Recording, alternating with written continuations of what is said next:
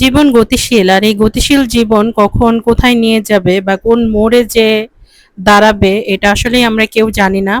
তবে আল্লাহ পাকের উপর ভরসা রেখে যদি সামনের দিকে এগিয়ে যাওয়া যায় তাহলে কখনোই হতাশ হওয়ার কোনো উপক্রম আর কি দাঁড়ায় না। আর হতাশ যদি হয়েও যাই আসলে অপেক্ষা থাকে এই হতাশা কেটে নতুন এক সূর্যোদয়ের অপেক্ষা। তো আসসালামু আলাইকুম, সবাই কেমন আছেন? আশা করছি সবাই অনেক বেশি ভালো আছেন। আমিও আল্লাহর রহমতে ভালো আছি। আর এখন যেহেতু মধু মাস, তো ফল তো থাকবেই, তার মধ্যে আম উল্লেখযোগ্য। আর বিকেলবেলা দুপুরে খাবারের পর একটু রেস্ট নিয়ে আম খেয়ে আমরা আবার বেরিয়ে পড়লাম, সন্ধ্যায় একটু ঘুরতে বের হব। আর আজকে এসেছি হচ্ছে এটা বেইলি রোড, ওই যে বিকারুন্নেসা স্কুলের ব্যাক সাইডে যে অনেকগুলা খাবারের ফুড কোর্ট বসে, ওইখানেই চলে এসেছি। অনেক ভিডিওতে দেখেছি অনেক কিছু হয়ে মানে ক্রিয়েট করে বা অনেক কিছু ফেস করে এসেছি, এখানে আসবো অনেক আগ্রহ দিয়ে। কিন্তু আসলে ফুডকার্ট গুলো দেখে আমার অত মন মতো হলো না। এর চেয়ে মানিক মিয়া এভিনিউতেও আরো অনেক বেশি ফুডকার্ট থাকে, প্রাইসের তুলনাও ওই দিকটা আরো প্রাইস কমে পাওয়া যায়, আমার কাছে এমন লাগলো, জানি না। আর এই যে ঢাকায় কাবাব ঘরে কাবাবটা ট্রাই করলাম, ভালো লেগেছে কিন্তু অতিরিক্ত ঝাল, যারা খুব বেশি ঝাল পছন্দ করে তাদের জন্য এই খাবারটা ভালো। আমি নিয়েছি বিফ বটি কাবাব, আর আরেকটা নিয়েছি হচ্ছে বিফ চাপ। আর এইখানে আমার মেয়ের জন্য একটু ফ্রেঞ্চ ফ্রাই নেওয়া হলো। এই যে সে মনোযোগ দিয়ে মোবাইল দেখছে আর বাবা খাইয়ে দিচ্ছে, খুব সুন্দর জীবন তার।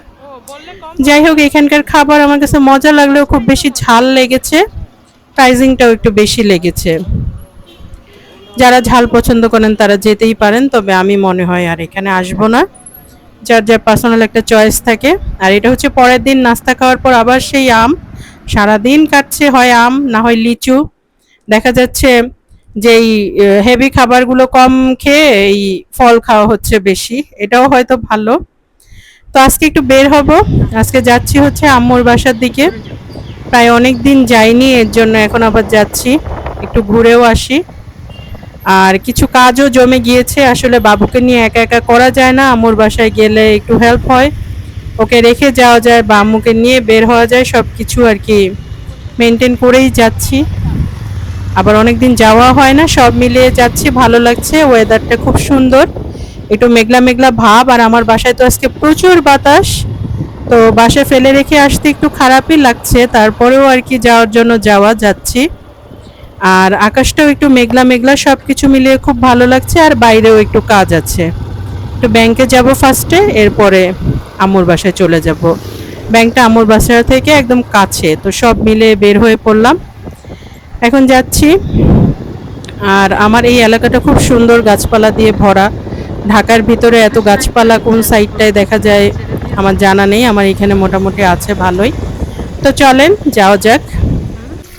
আর এই যে এইখানে আম্মুর বাসায় এসেই দেখি আম্মু লঙ্গরখানা শুরু করে দিয়েছে, এখানে ম্যাকারনি বানাবে, এর জন্য পানি ফোটার জন্য, ম্যাকারনিটা সিদ্ধ করার জন্য পানি বসিয়েছে, এখানে স্ক্রাম্বল এগ তৈরি করছে। আর এখানে এই যে সাথে হচ্ছে পেঁয়াজ মরিচ, এগুলো সব একটু সতে করে নিবে, সতের চেয়েও কম আর কি, হালকা একটু সেদ্ধ করে নিবে। এটা মুখে যখন পড়বে খুব ভালো লাগে, আর এই জিনিসটা দেখতে আরো বেশি সুন্দর লাগে। এই যে হয়ে গেছে, এখন এটাকে তুলে রাখছে একটা বাটিতে, পরে অ্যাড করা হবে ম্যাকারনির সাথে। এই যে, আর এখানে পানিটাও বলক চলে এসেছে। আমার আম্মু ম্যাকারনিটা খুবই মজার বানায়, তাই আজকে আমি ফুল মেকিং প্রসেসটা দেওয়ার চেষ্টা করব। এই যে এখানে এই যে সতের থেকে একটু কম আর কি এরকম করে রেখেছে। আর এখন হচ্ছে মুরগির মাংসের বুকের যে অংশটা থাকে, বেস্ট পিস, ওটাকে ছোট করে কেটে রেখেছে। এটাই এখন এখানে ভুনা করা হবে, আদা রসুন বাটা, হলুদ মরিচের গুঁড়া, জিরার গুঁড়া, গরম মশলার গুঁড়া, এগুলা দিয়েই, যেহেতু ফ্রিজে ছিল একটু শক্ত হয়েছিল, যে এখন ঠিকভাবে হয়ে গেছে। আর এই যে সেদ্ধ করে রাখা ম্যাকারনি, যেটা পানি ঝরানো হয়েছে, এটা দিয়ে দেওয়া হলো। এখন ভালো করে মিক্স করা হবে। আর ওই যে সতে করে রাখা যেই পেঁয়াজ মরিচ আর সাথে ডিমের স্ক্র্যাম্বল যে ছিল, ওইটাও দিয়ে দেওয়া হবে। এখানে একটু সমস্যা আছে, বাকি মেকিং প্রসেস সব একই, বাট একটু প্রবলেম হয়েছে, সেটা আমি একটু পরে বলছি। আগে এই যে মিক্সিং প্রসেসটা দেখিয়ে দেই। এখানে একটু চাট মশলা দেওয়া হয়েছে টেস্ট বাড়ানোর জন্য, আর স্ক্র্যাম্বল এগ সতে করা যেই পেঁয়াজ মরিচ এগুলো দেওয়া হয়েছে। ম্যাকারনির সাথে আমরা সবজি তেমন একটা খেতে পছন্দ করি না। এই ম্যাকারনিটা খুব বেশি, যত বেশি ভাজা ভাজা হবে অত মজা হবে। এই যে তৈরি হয়ে গেছে। তো এখানে একটু প্রবলেম বলছিলাম, হয়েছে কি ম্যাকারনিটা বেশি পরিমাণে দেওয়া হয়ে গেছে। মশলার তুলনায় 3 ভাগের 1 ভাগ ম্যাকারনি দেওয়া লাগতো, বাট ম্যাকারনিটা কোনোভাবে ভুলবশত বা অন্য মনস্কতায় বেশি দেওয়া হয়ে গেছে, এই জন্য আর কি ভাজা ভাজা করা হয়নি, আর টেস্টেও তেমন আসেনি। তো নেক্সট আমি আবার খুব ভালোভাবে একদিন এইরকম ম্যাকারনির প্রসেসটা দেখিয়ে দিব। আমার আম্মুর বানানো ম্যাকারনিটা আসলেই খুব মজা হয়, সস টস দিয়ে অনেক কিছু করে খুব সুন্দর করে বানায়।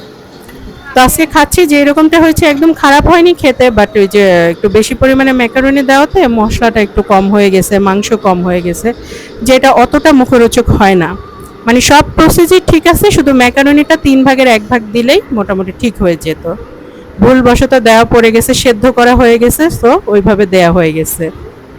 যাই হোক, এখন সন্ধ্যার নাস্তা খেয়ে নিচ্ছি।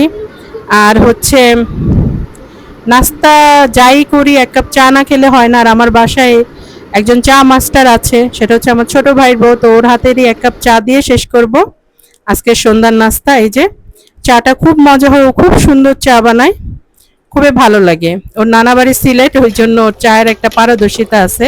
আর নাস্তা খেতে খেতে এসে দেখি আম্মু গরুর মাংস বসিয়ে দিয়েছে। অল্প পরিমাণে বসিয়েছে, কারণ বাসার কেউ খাবে না, আমি আর আব্বু খাবো। তো 2 জনের পরিমাণ আর কি বসিয়ে দিয়েছে, তাও অনেক এনাফ। আর একটু আলু দিতে বলেছিলাম, কোরবানির মাংস রান্নার সাথে তো আলু দেওয়া হয় না, বাট আম্মু যে আলু দিয়ে রান্নাটা করে একটু ঝোল ঝোল করে, এটা আমার কাছে খুবই মজা লাগে। তো এখন খেতে বসে গেলাম। এটা হচ্ছে ডিনার। যেহেতু সন্ধ্যায় অনেক হেভি নাস্তা করে ফেলেছি, তারপরেও গরুর মাংস বলেই ডিনার নিয়ে বসেছি। এরকম আব্বু রুটি আনতে চেয়েছিল, আমার যে তুন্দুর রুটিটা পছন্দ, তবে আমি বললাম যে না, আজকে জায়গা একদম কম, অল্প করে একটু ভাত খাবো, গরুর মাংস আছে বলেই খাবো। আমার তো এটা একটা ক্রেভিংস হয়ে গেছে এখন। এই যে আসলে গরুর মাংস যত খাই বা যে কোনো দিন খাই, ওই যে কোরবানির টাটকা মাংসটা যে প্রথম রান্না করে ওই টেস্টটা আর ফিরে আসে না, কখনোই ফিরে আসে না ওই টেস্টটা। আবার সেই কোরবানি ঈদ পর্যন্ত অপেক্ষা করতে হয় ওই টেস্টটার জন্য। আসলে এক বেলায় তো অত বেশি খাওয়া যায় না, কিন্তু ওই টেস্টটা সব সময় মুখে লেগে থাকে। এরপরে আপনি যত গরুর মাংসের তরকারি খান, বিয়ে বাড়ি বলেন অন্য কোথাও বলেন, ওই টেস্টটা আর কখনোই পাওয়া যায় না, এমনটা লাগে। যাক, হয়তো আল্লাহ পাকেরই একটা রহমত থাকে। তবে এই তো, ভিডিওটি আজকে এই পর্যন্তই। সবাই ভালো থাকবেন, আমাদের জন্য দোয়া করবেন। আল্লাহ হাফেজ।